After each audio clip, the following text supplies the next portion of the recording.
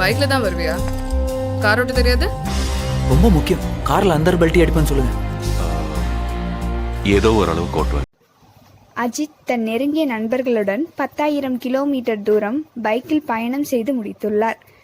பயணத்தை முடித்துக்கொண்டு அவர் ஹைதராபாத் வந்தபோது ரசிகர்கள் பலர் அவருடன் சேர்ந்து புகைப்படம் எடுத்துக்கொண்டார்கள்.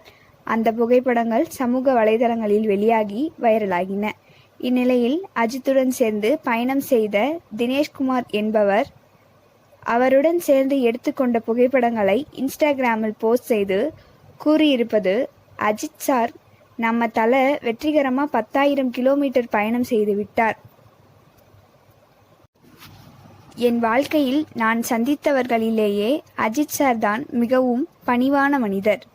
அந்த மனிதர் சொக்க தங்கம் என்றார்.